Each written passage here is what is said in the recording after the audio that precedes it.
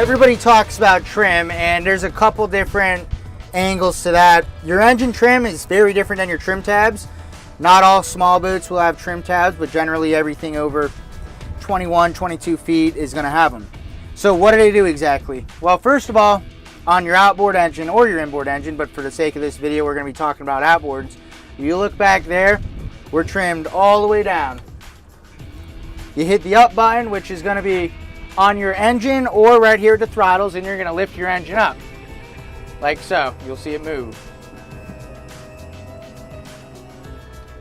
What that means exactly, well, if you're in shallow water, you can tilt your engine up a little bit. It is going to affect the ride of your boat as well. So right here, we're actually going to be in our downward position. Some of these engines, most boats are going to have a little bit of negative trim, so you're going to be shoving that bow down in the water.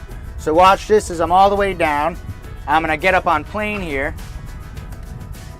Give it a little bit of throttle.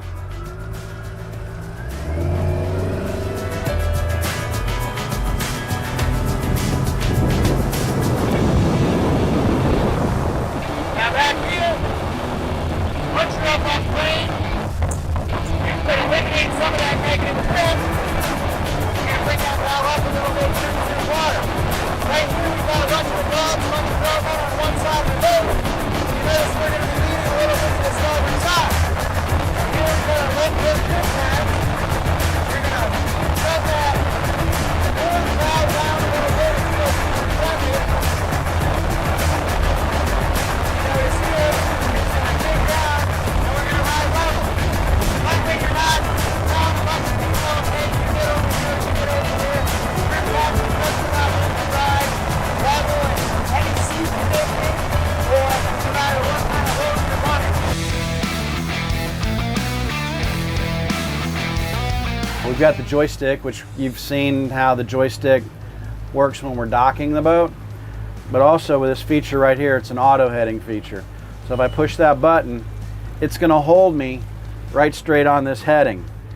Now when I did that, it's hard to see, but you may notice that inside of here, I've got a 10-degree arrow button pointing this way, and then 1-degree increments here for the heading. So if I take this joystick and I twist this one time, the little orange light goes there, it's going to turn me 10 degrees to port. Once it gets to that 10 degrees, it'll stop. If I wanted to go 10 degrees to starboard, I twist it to the right one time, and it's going to bring me back to starboard. If I want to go 20 degrees, I would just do it twice. So you can actually steer the boat using this. So when you're in a long minimum wake zone, just get the boat going, put on your auto heading button right there, and then you can just adjust it from here. If 10 degrees is too much, you can just take this and push it over to the side. Each time you make contact with the side, it's going to be a 1-degree turn, whichever way you're pushing it. So if I go 1 degree to starboard right there, it's just going to move me over a little bit, because a lot of times 10 degrees may be too much. To take it off of the auto heading feature, all I have to do is push that button, then I'm back on my steering wheel.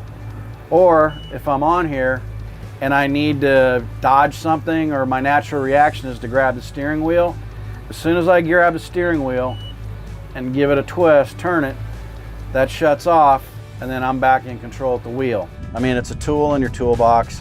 You should use it. It gives you such precise control now. I mean, especially now, I mean, there was versions, you know, 1, 2, 3, 4. I mean, they've got these things tweaked in so good right now. They actually probably run better, you know, using the joysticks and the variable RPMs and moving stuff around. Even with outboards, if you've got the joystick or stern drives, as long as your engines are straight, I mean, you can still go back and do it, you know, the stick way and stuff like that, but it's not cheating. It's what it's there for. And the way we bring them in, it's got your autopilot built into it, your sky hook, your heading hold, follow route. I mean, all those features that you don't have to pay for by adding on to a different system. I say if you have the tools, use them. You have the tool in your toolbox, use it. And your joystick can get you out of a lot of jams too. And I think it's a great tool. Yamaha's got a great joystick. Mercury has a phenomenal JPO system, which goes beyond a joystick, like you said. And it's definitely kind of taken all the fear out of docking, which is where most of the fear comes through. Boating in general is, you you know, bringing the boat not only off the dock, but back into the dock. So my personal preference is if I'm in the intercoastal waterway, we're running around inshore. Here you can see our boat, and we're coming up this channel. I'm gonna go roll through here. So this is in a heads-up orientation. However, if I'm offshore fishing and I don't have any land references or anything around, I'll flip it around to north up, and then that way I can just kind of work off my compass north, south, east, and west. But if I go through the setup here real quick, so right now we're on heads up. If I go to menu, on this particular one, you go to the settings wheel, I go view and motion, and then change it from heads up. And if I go to north up, and I'm just go ahead and put it in the center of the screen. And then we'll do that and that. So here we're just kind of cruising down this way. This is on the north up orientation, which is the way you're used to seeing things.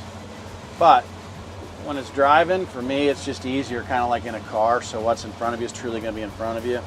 So menu, settings, we'll go to view and motion, change it from north to heads up.